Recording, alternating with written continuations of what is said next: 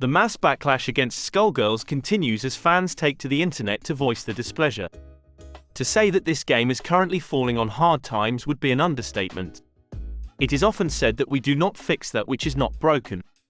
If companies listen more to cliches like this, they would be in a far better place. Sadly, we live in an era where everyone is falling over each other to showcase how stunning and brave they are. In their quest for complete awakeness, often, many lose themselves on the road to wokeness. Either that or this is not a big deal, and people overreact to a few changes that will keep the gameplay the same. As always, there are vastly different views on this topic. However, your room for error is much thinner when you are a small publisher. All of this leads us to the big question: what are Skullgirls, and why are people so upset?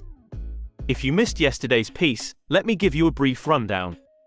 Skullgirls is almost a decade old, and in that 10 years, they have built up a large cult following. That cult following turned mainstream as its popularity grew. The original publisher for this title was Autumn Games. However, after some financial setbacks, they were forced to stop supporting the IP. This was a massive blow for the developers at Revenge Labs, who were now without the support of their publisher. Sadly, a developer without a publisher cannot make it far in this industry. The core development team would eventually find their feet and rebrand themselves as Lab Zero Games. When Lab Zero Games formed in late 2012, they decided to crowdfund to have more financial control over their games and not rely on publishers who might screw them over. Despite Autumn Games' mismanagement, they still had publishing rights over Skullgirls. This meant that the developers were still minimal. In 2020, the board of directors at Lab Zero Games tried to assume power over the company and kicked lead designer and CEO Mike Zymont out over specific allegations. Zymont pushed back and disbanded the board, killing his company's staged coup. Autumn Games were unhappy with this outcome and decided to sever ties with Lab Zero Games. This decision resulted in the devolvement of Lab Zero Games. However, this is different from where their story ends. Many former employees decided to start a new game development company, Future Club, and continued to work on Skullgirls and push out new content.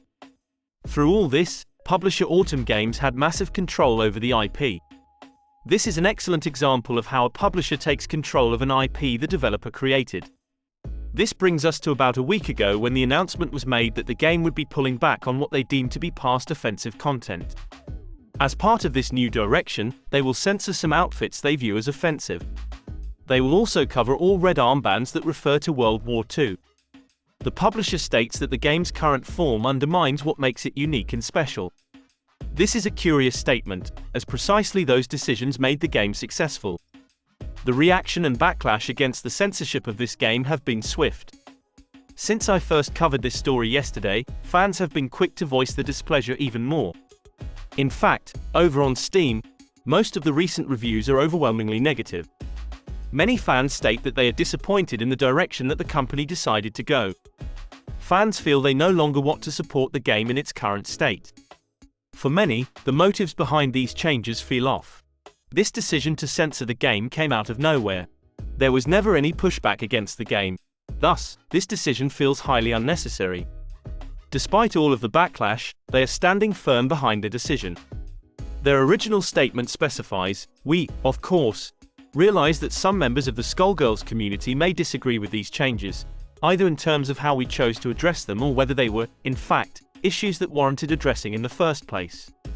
Please know that all of these choices have been made following careful consideration and lengthy discussion amongst all members of the current development team.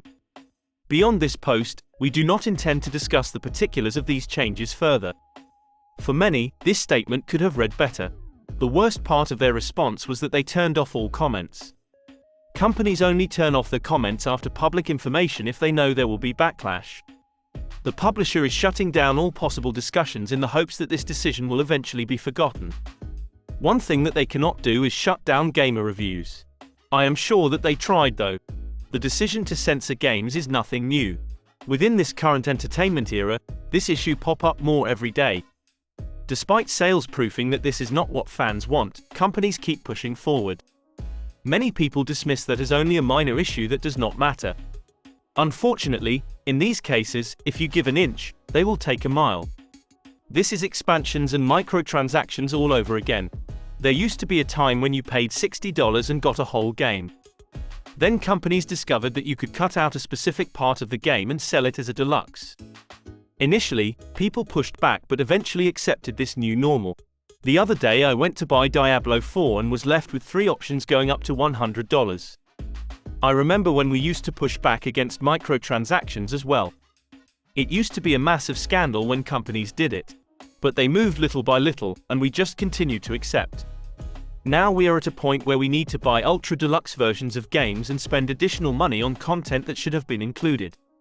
Here we are on censorship, and the question is how much we are willing to give up. It starts with a top and a skirt, and it is only a matter of time before the entire direction of the game shifts. As a community, gamers must decide if they want that. These small changes are not a big deal, but they all add to a more significant issue. Sadly, I see this only end in one way. People do not care enough to take widespread action, and I do not blame them. You live a busy life, and when you come home, you do not care what happens behind the scenes at a game publisher. It is an entirely normal response. That is how most people live. People will eventually forget about this and move on. The next group of people to flow through and play this game will never know what happened. That is how the cycle works.